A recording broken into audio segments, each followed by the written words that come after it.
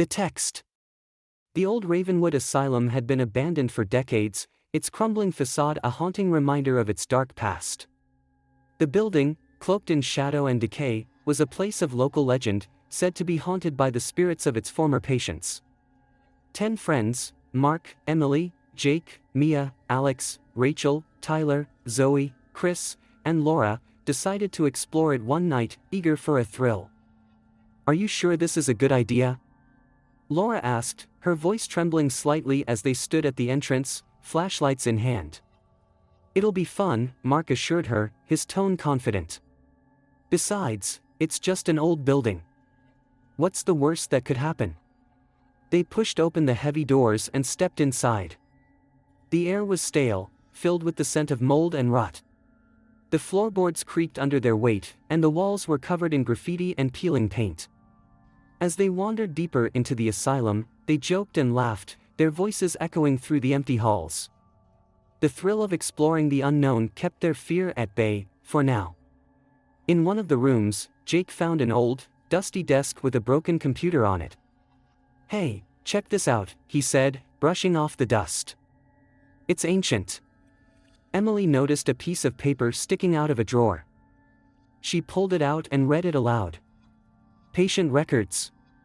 Dates back to the 1950s. This place is seriously creepy. Let's split up and see what else we can find," Mark suggested. "We can cover more ground that way." Reluctantly, they agreed, splitting into smaller groups. Mark, Emily, and Jake headed upstairs while Mia, Alex, and Rachel explored the main floor. Tyler, Zoe, Chris, and Laura ventured into the basement. As Mark, Emily, and Jake climbed the creaky stairs, Mark's phone buzzed. He glanced at the screen. It was a text from an unknown number. "Welcome to Ravenwood. Enjoy your stay." "Very funny, guys," Mark said, showing the text to Emily and Jake. "Who sent this?" Emily and Jake shook their heads. "Not us," Jake said, frowning. "Maybe it's just a prank." They continued exploring, but Mark couldn't shake the uneasy feeling growing inside him. The air seemed to get colder, and the shadows deeper. His phone buzzed again. "You shouldn't have come here." "All right, this is getting weird," Mark muttered, showing the others the new message. "Whoever is doing this needs to stop." Meanwhile, in the basement, Tyler's group was navigating through the labyrinth of dark, damp corridors. They found an old, rusted operating table and various instruments scattered around. Zoe shivered. "This place gives me the creeps."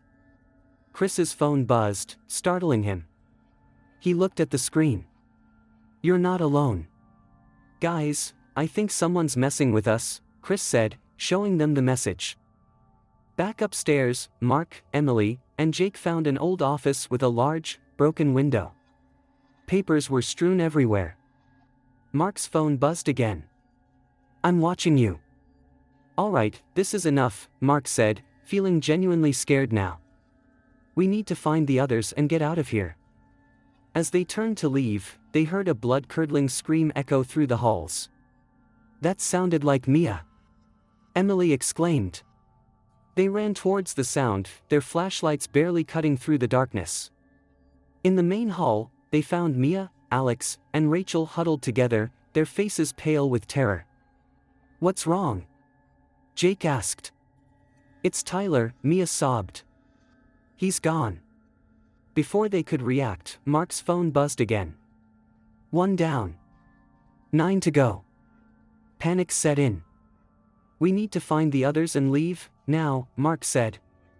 As they frantically searched for their friends, the asylum seemed to close in around them. Every hallway looked the same, every door led to more darkness. Their phones buzzed simultaneously. "He's coming." The friends' breaths quickened. They heard footsteps echoing down the hall, slow and deliberate. A figure emerged from the shadows, a tall man with a menacing grin and blood-stained clothes. "Run!" Mark shouted. They scattered, each trying to find a way out. The killer moved with a chilling calmness, his eyes gleaming with sadistic pleasure. Zoe and Chris found themselves in a dead-end room. The door slammed shut behind them, and the lock clicked.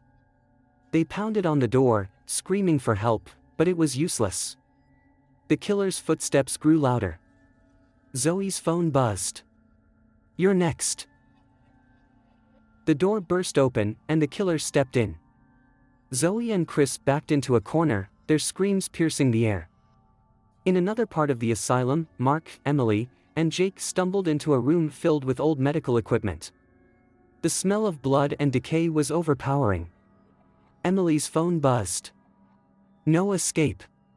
The killer appeared in the doorway, blocking their only exit. "Please, let us go," Emily begged, but the killer only smiled. In the basement, Laura and Rachel found an old service tunnel. "This might lead outside," Rachel said, hope in her voice. They crawled through the narrow passage, their knees scraping against the rough floor. Laura's phone buzzed. Almost there. They emerged into a small courtyard, but their relief was short-lived.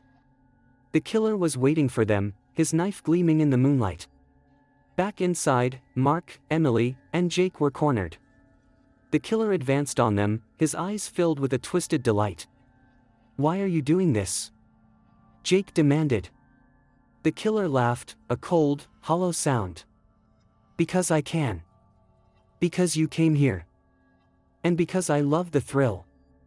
Emily's phone buzzed one last time. "Game over." The killer lunged, and their screams echoed through the asylum, blending with the sounds of the storm outside. As the night wore on, the old Ravenwood Asylum stood silent once more, a dark monument to the horrors within. The killer vanished into the shadows, waiting for the next group of thrill-seekers to enter his domain. And on a forgotten phone, a final message appeared. "Who's next?" For more stories, please subscribe and don't forget to hit the notification bell. Thanks.